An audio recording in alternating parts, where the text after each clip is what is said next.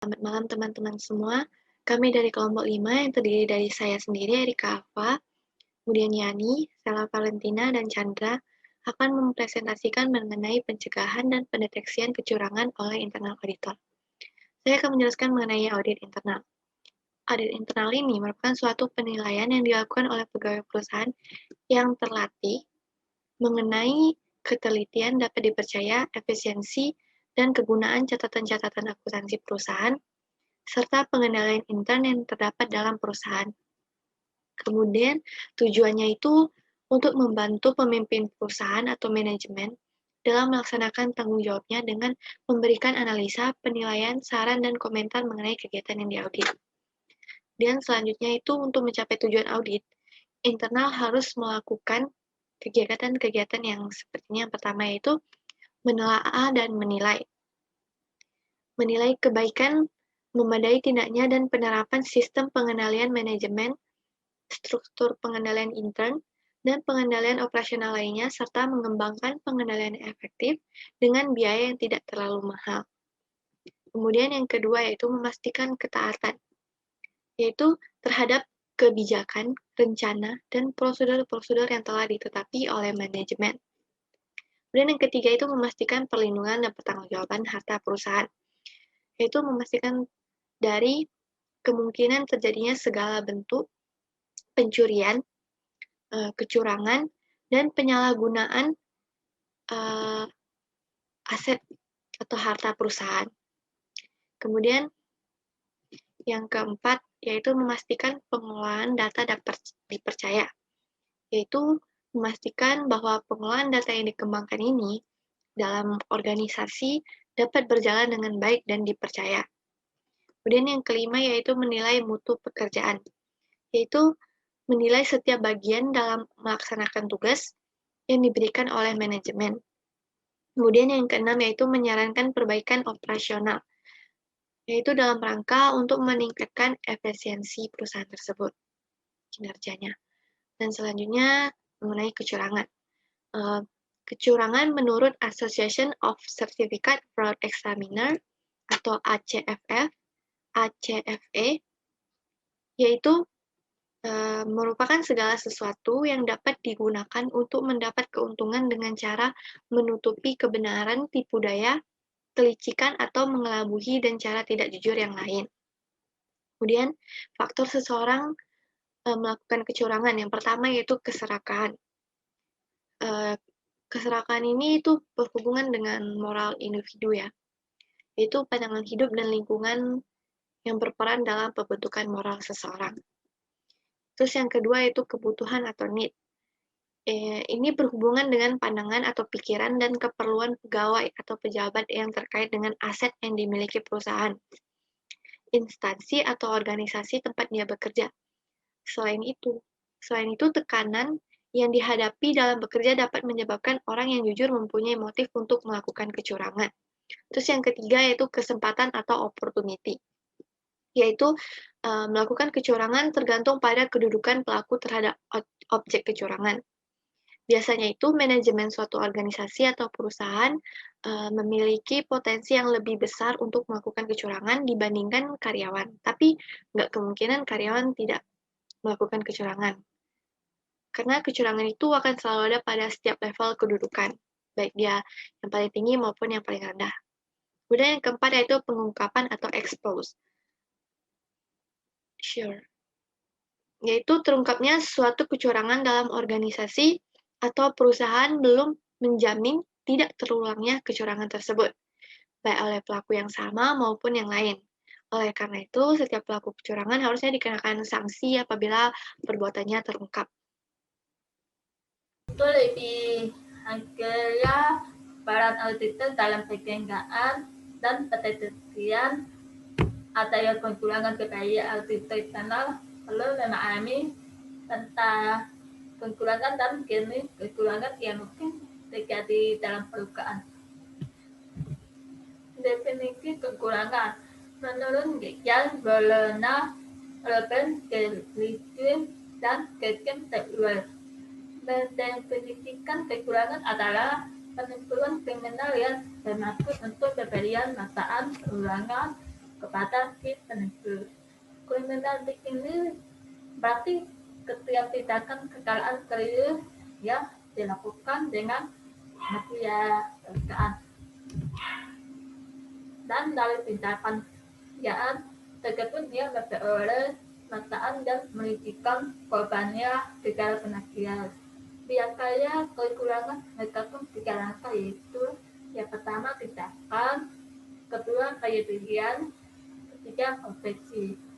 Misalnya perkuliahan atau pekerjaan adalah tindakan.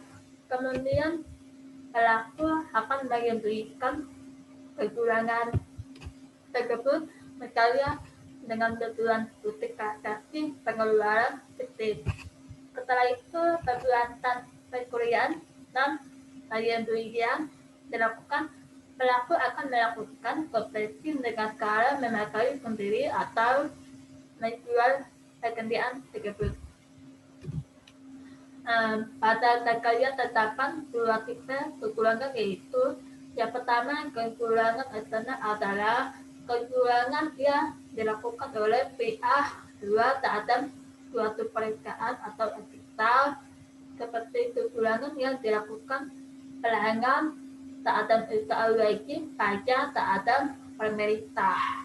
Yang kedua, kekurangan eksternal adalah tindakan tidak legal dari karyawan, manajer dan eksekutif terhadap perusahaan tempat yang bekerja. Berkaitan dengan itu, asosiasi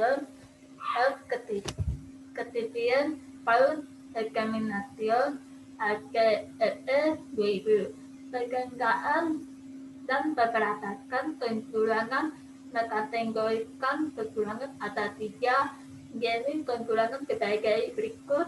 Yang pertama, kekurangan laporan keuangan dapat didefinisikan sebagai kekurangan yang dilakukan oleh manajemen dalam bentuk klasifikasi material laporan keuangan yang dapat merugikan investor dan kreditor.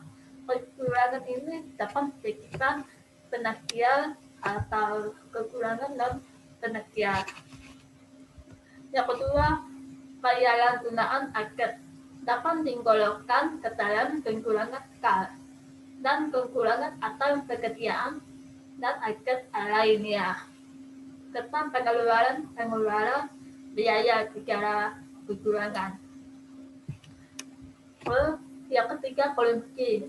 Korupsi dalam konteks kekayaan ini adalah korupsi menurut AKEE, bukannya pengertian korupsi menurut undang-undang pemberantasan TPK di Indonesia. Menurut AKEE, korupsi terbagi ke dalam pertentangan kepentingan, suap, pemberian ilegal, dan pemerasan. Baiklah, saya akan menjelaskan tentang pencegahan kecurangan atau fraud prevention. Pencegahan kecurangan ini dibagi menjadi 3 materi, yaitu 1. Apa itu pencegahan kecurangan? 2. Apa saja penyebab kecurangan pada entitas? 3. Cara-cara pencegahan kecurangan. Nah, apa itu pencegahan kecurangan? Pencegahan kecurangan adalah aktivitas yang dilaksanakan manajemen dalam hal penetapan kebijakan, sistem, dan prosedur yang membantu meyakinkan bahwa tindakan yang perlu dilakukan sudah dilakukan Dewan Komisaris, manajer, dan personel lainnya untuk dapat memberikan keyakinan memadai dalam mencapai 3 tujuan pokok, yaitu keandalan pelaporan keuangan, efektivitas dan efisiensi operasi, serta kepatuhan terhadap hukum dan peraturan yang berlaku. Selanjutnya, apa saja penyebab kecurangan pada entitas? Penyebab kecurangan pada entitas yaitu 1. Pengendalian internet yang tidak ada atau lemah, atau dilakukan dengan longgar dan tidak efektif. 2. Pegawai dipekerjakan tanpa memikirkan kejujuran dan integritas mereka. 3. Pegawai yang dipercayai memiliki masalah pribadi yang tidak dapat dipecahkan.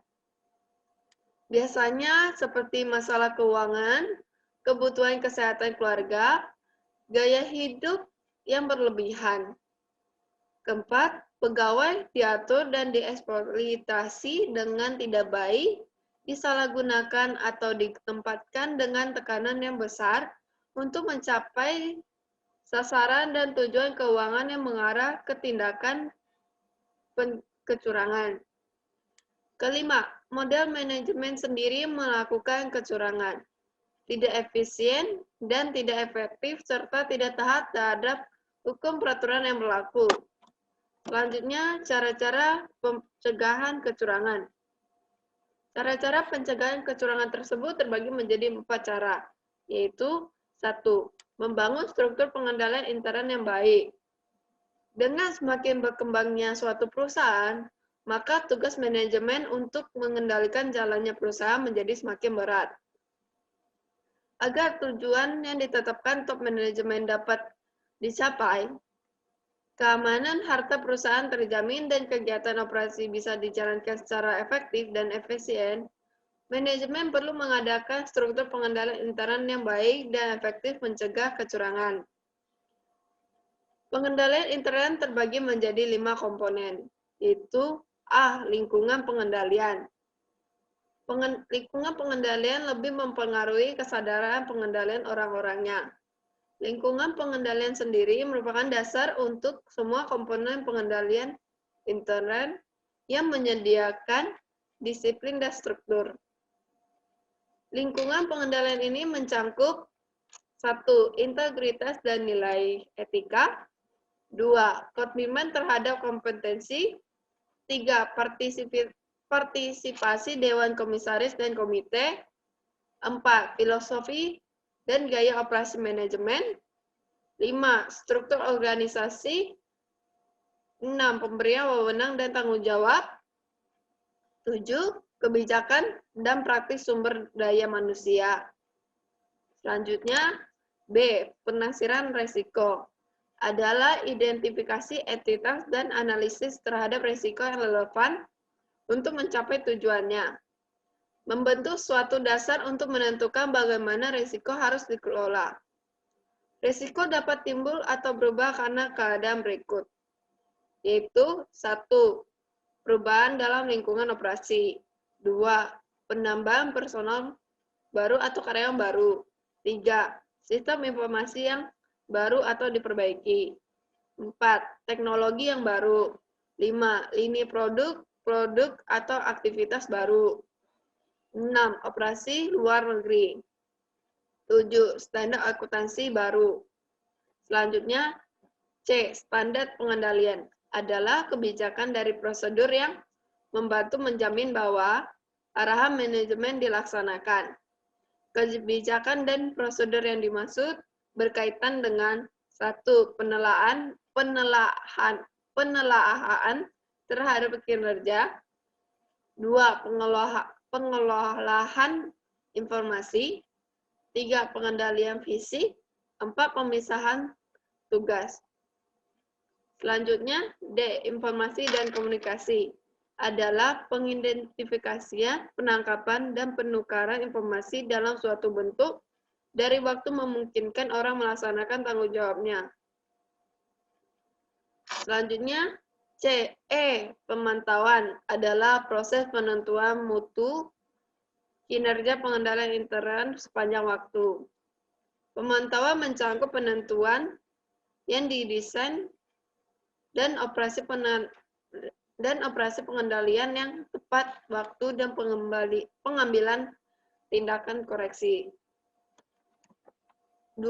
Mengefektifkan aktivitas pengendalian. Mengefektifkan aktivitas pengendalian terbagi menjadi 4 komponen, yaitu A. Review kinerja. Review ini mencangkup review kinerja sesungguhnya dibandingkan dengan anggaran perakiraan dan kinerja periode sebelumnya. Menghubungkan satu rangkaian data yang berbeda operasi atau keuangan satu sama lain, bersamaan dengan analisis atas hubungan dan tindakan penyelidik dan perbaikan. B. Pengolahan informasi. Berbagai pengendalian dilaksanakan untuk mengecek ketepatan dan kelengkapan dan otorisasi transaksi. Pengolahan informasi ini terbagi menjadi dua pengelompokan, yaitu pengendalian umum dan pengendalian aplikasi. C. Pengendalian fisik. Aktivitas pengendalian fisik mencakup keamanan fisik aktiva, penjagaan yang memadai terhadap aktivitas yang terlindungi dari akses terhadap aktiva dan catatan. Operasi untuk akses ke program komputer dan data file, dan perhitungan secara periodik, dan perbandingan dengan jumlah yang tercantum dalam catatan pengendali. D. Pemisahan tugas. Pembebanan tanggung jawab ke orang yang berbeda untuk memberikan otorisasi pencatatan transaksi. Penyelenggaraan penyimpanan aktiva dituju untuk mengurangi kesempatan bagi seseorang dalam posisi baik untuk melakukan kejahatan, dan sekaligus menyembunyikan kekeliruan dan ketidakberesan dalam menjalankan tugasnya dalam keadaan normal. Selanjutnya, meningkatkan kultur organisasi. Meningkatkan kultur organisasi dapat dilakukan dengan mengimplementasikan prinsip GCG atau Good Corporate Governance yang saling terkait satu sama lain agar dapat mendorong kinerja sumber-sumber perusahaan bekerja secara efisien. Menghasilkan nilai ekonomi jangka panjang yang berkesinambung bagi para pemegang saham maupun masyarakat sekitar secara keseluruhan. Selanjutnya, mengefektifkan fungsi internal audit. Walaupun internal auditor tidak dapat menjamin bahwa kecurangan tidak akan terjadi, namun ia tetap harus menggunakan kemahiran jabatannya dengan sesama sehingga dapat membantu mendeteksi terjadinya kecurangan dan dapat memberikan saran-saran yang bermanfaat bagi manajemen untuk dapat mencegah terjadinya kecurangan. Beberapa hal harus diperhatikan manajemen agar fungsi internal audit bisa diefektifkan untuk dapat membantu manajemen dalam melaksanakan tanggung jawabnya, dengan memberikan analisa, penilaian, saran, dan komentar mengenai kegiatan yang diperiksanya. Sebagai berikut: 1. Internal Audit Departemen harus mempunyai kedudukan yang independen dalam organisasi perusahaan. 2. Internal Audit Departemen harus mempunyai uraian tugas secara tertulis. 3. Internal Audit harus mempunyai internal audit manual. 4. Harus ada dukungan yang kuat dari top manajemen kepada internal audit departemen. 5. Internal audit harus memiliki sumber daya yang profesional, yang bisa bersikap objektif dan mempunyai integritas serta loyalitas yang tinggi. 6. Internal audit harus bisa bekerjasama dengan akuntan publik secara efisien dan efektif. Terima kasih. Selamat malam semuanya. Terima kasih Yani telah menjelaskan tentang pencegahan kecurangan. Saya akan menjelaskan tentang pendeteksian kecurangan. Dalam suatu perusahaan, seperti risiko yang dihadapi perusahaan diantara salah satunya adalah integrity risk. Integrity risk yaitu suatu risiko adanya kecurangan oleh manajemen atau pegawai perusahaan, tindakan ilegal atau tindak penyimpangan lainnya yang dapat mengurangi nama baik atau reputasi perusahaan di dunia usaha, atau dapat mengurangi kemampuan perusahaan dalam mempertahankan kelangsungan hidupnya. Risiko tersebut mengharuskan internal auditor untuk menyusun tindakan pencegahan atau prevention untuk menangkal terjadinya kecurangan. Namun, pencegahan saja tidaklah memadai. Internal auditor harus memahami pula bagaimana cara mendeteksi secara dini terjadinya kecurangan-kecurangan yang timbul. Tindakan pendeteksian tersebut tidak dapat digeneralisir terhadap semua kecurangan. Masing-masing jenis kecurangan memiliki karakteristik tersendiri, sehingga untuk dapat mendeteksi kecurangan, perlu kiranya pemahaman yang baik terhadap jenis-jenis kecurangan yang mungkin timbul dalam perusahaan. Dalam resiko kecurangan, sebagian besar bukti-bukti kecurangan merupakan bukti-bukti tidak sifatnya langsung. Petunjuk adanya kecurangan biasanya ditunjukkan oleh muncul gejala-gejala atau simptom seperti adanya perubahan gaya hidup atau perilaku seseorang, dokumentasi yang mencurigakan, keluhan dari pelanggan ataupun kecurigaan dari rekan sekerja. Pada awalnya, kecurangan ini akan tercermin melalui timbulnya karakteristik tertentu, baik yang merupakan kondisi atau keadaan lingkungan maupun perilaku seseorang. Karakteristik yang bersifat kondisi atau situasi tertentu, perilaku atau kondisi seseorang persona tersebut dinamakan red flag atau fraud indicators. Meskipun timbulnya red flag atau fraud indikator tersebut tidak selalu merupakan indikasi adanya kecurangan. Namun, red flag ini biasanya selalu muncul di setiap kasus kecurangan yang terjadi. Pemahaman dan analisis lebih lanjut terhadap red flag tersebut dapat membantu langkah selanjutnya untuk memperoleh bukti awal atau mendeteksi adanya kecurangan. Berikut adalah gambaran secara garis besar pendeteksian kecurangan berdasarkan penggolongan kecurangan oleh ACFE yang berkepanjangan Association of Certified Fraud Examiners atau Asosiasi Pemeriksa Penipuan Bersertifikat, yang terdiri dari yang pertama kecurangan laporan keuangan (financial statement fraud), yang kedua penyalahgunaan aset atau asset misappropriation, yang ketiga korupsi (corruption). Yang pertama, kecurangan laporan keuangan atau financial statement fraud. Kecurangan dalam penyajian laporan keuangan umumnya dapat dideteksi melalui analisis laporan keuangan yang terdiri dari tiga. Yang pertama yaitu analisis vertikal. Analisis vertikal yaitu teknik yang digunakan untuk menganalisis hubungan antara item-item dalam laporan laba rugi, neraca, atau laporan arus kas dengan menggambarkannya dalam persentase. Sebagai contoh, adanya kenaikan persentase utang niaga dengan total utang dari rata-rata 28% menjadi 52% di lain pihak. Adanya penurunan persentase biaya penjualan dengan total penjualan dari 20% menjadi 17%. Mungkin dapat menjadi satu dasar adanya pemeriksaan kecurangan. Yang kedua yaitu analisis horizontal. Analisis horizontal yaitu teknik untuk menganalisis persentase-persentase perubahan item laporan keuangan selama beberapa periode laporan. Sebagai contohnya, adanya kenaikan penjualan sebesar 80%, sedangkan harga pokok mengalami kenaikan 140%. Dengan asumsi tidak ada perubahan lainnya dalam unsur-unsur penjualan dan pembelian, maka hal ini dapat menimbulkan sangkaan adanya pembelian fiktif, penggelapan, atau transaksi ilegal lainnya. Nah, yang terakhir atau yang ketiga yaitu analisis rasio.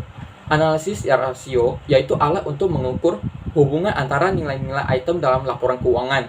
Sebagai contoh adalah current ratio.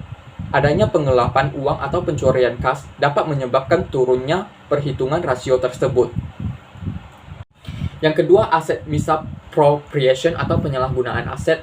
Teknik untuk mendeteksi kecurangan-kecurangan kategori ini sangat banyak variasinya.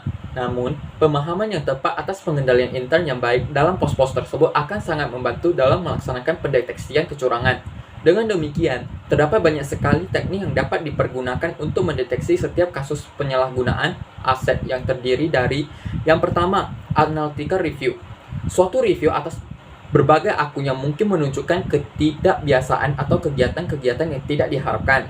Sebagai contoh adalah perbandingan antara pembelian barang persediaan dengan penjualan bersihnya yang dapat mengindikasikan adanya pembelian yang terlalu tinggi atau terlalu rendah bila dibandingkan dengan tingkat penjualannya.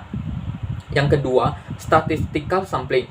Sebagaimana persediaan, dokumen dasar pembelian dapat diuji secara sampling untuk menentukan ketidakbiasaan.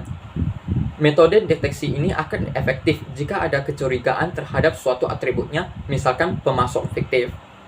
Yang ketiga, vendor or outsider complaints. Komplain atau keluhan dari konsumen, pemasok, atau pihak lain merupakan alat deteksi yang baik yang dapat mengarahkan auditor untuk melakukan pemeriksaan lebih lanjut.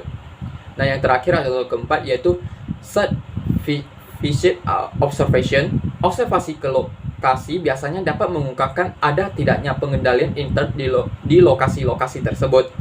Observasi terhadap bagaimana transaksi akuntansi dilaksanakan kadangkala akan memberi peringatan pada CFE atau kepanjangannya Certified Fraud Examiner atau penguji penipuan bersertifikat akan adanya daerah-daerah yang mempunyai potensi bermasalah. Oke, yang ketiga terakhir yaitu korupsi. Sebagian besar kecurangan ini dapat dideteksi melalui keluhan dari rekan kerja yang jujur, laporan dari rekan atau pemasok yang tidak puas dan menyampaikan komplain ke perusahaan. Atas sangkaan terjadinya kecurangan ini, kemudian dilakukan analisis terhadap tersangka atau transaksinya. Sekian dari saya, terima kasih. Saya akan menjelaskan mengenai kesimpulan. Dari penjelasan sebelumnya dapat disimpulkan bahwa dalam menjalankan setiap usaha pasti kita punya resiko, dinamakan resiko bisnis atau business risk. Yang termasuk diantaranya yaitu resiko terhadap kecurangan atau fraud. Jadi resiko kecurangan ini dapat kita cegah dengan memahami secara tepat struktur pengendalian internal yang baik agar dapat melakukan upaya-upaya untuk mencegah dan mendeteksi kecurangan. Jadi, struktur internal control sudah ditempatkan dan berjalan dengan baik, peluang adanya kecurangan yang tak terdeteksi ini akan sangat berkurang. Kemudian, pemeriksaan kecurangan harus mengenal dan memahami dengan baik setiap elemen dalam struktur pengendalian intern agar dapat melakukan evaluasi dan mencari kelemahannya. Sekian presentasi dari kelompok kami. Maaf jika ada salah-salah kata. Terima kasih. Sekian presentasi dari kelompok kami. Maaf jika ada salah-salah kata. Terima kasih.